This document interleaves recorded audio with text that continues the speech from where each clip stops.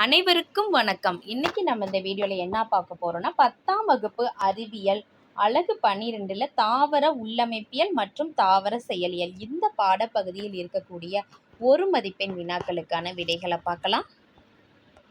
இங்கே இருக்கு பாருங்க. மதிப்பீடு பகுதியில் சரியான விடையை தேர்ந்தெடு. 1.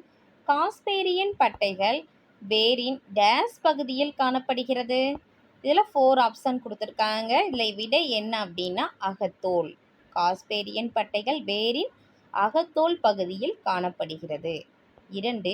உள்நோக்கிய சைலம் என்பது எதன் சிறப்பு பண்பாகும்? விடை தண்டு. 3. சைலமும் புளோயமும் ஒரே ஆரத்தில் அருகருகே அமைந்து காணப்படுவது டேஸ் எனப்படும். இதற்கான விடை ஒன்றிணைந்தவை. அதாவது சைலமும் புளோயமும் ஒரே ஆரத்தில் அருகருகே அமைந்து காணப்படுவது ஒன்றிணைந்தவை எனப்படும். அடுத்து 4. காற்றில்லா சுவாசத்தின் மூலம் உருவாவது. விடை எத்தில் ஆல்கஹால். 5. கிரப் சுழற்சி இங்கு காணப்படுகிறது. விடை மைட்டோகாண்ட்ரியாவின் உட்குழ்ம மேட்ரிக்ஸ். அடுத்து ஒளிச்சேர்க்கையின் போது எந்த நிலையில் ஆக்சிஜன் உற்பத்தியாகிறது? இதற்கான விடை நீர் மூலக்கூறுகள் பிளக்கப்படும் போது. அடுத்து கோடிட்ட இடங்களை நிரப்பு. 1.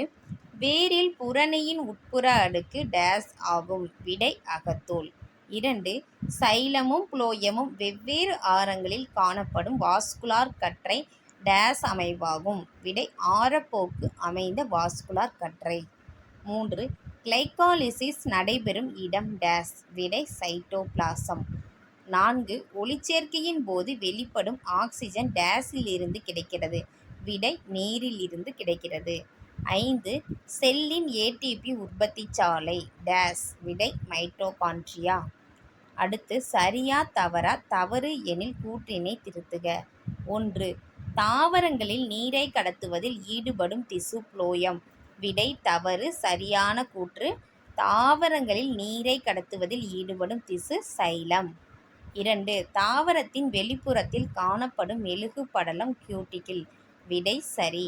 3. ஒரு வித்திலை தாவரத்தண்டில் சைலத்திற்கும் புளோயத்திற்கும் இடையில் கேம்பியம் காணப்படுகிறது. விடை தவறு. சரியான கூற்று இருவித்திலை தாவரத்தண்டில் சைலத்திற்கும் புளோயத்திற்கும் இடையில் கேம்பியம் காணப்படுகிறது. அடுத்து 4.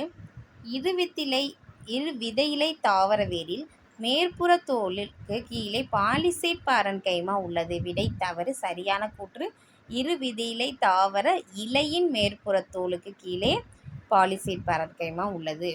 அடுத்து 5. இலையிடை திசு பசுங்கணிகங்களை பெற்றுள்ளது. விடை சரி. 6. காற்று சுவாசத்தை விட காற்றில்லா சுவாசம் அதிக ஏடிபி மூலக்கூறுகளை உற்பத்தி செய்கிறது. விடை தவறு. சரியான கூற்று காற்று சுவாசத்தை விட காற்றில்லா சுவாசம் குறைவான ஏடிபி மூலக்கூறுகளை உற்பத்தி செய்கிறது. அடுத்து பொறுத்துக. புளோயம் சூழ் வாஸ்குலார் கற்றை. விடை பெரணிகள். கேம்பியம். விடை இரண்டாம் நிலை வளர்ச்சி. 3.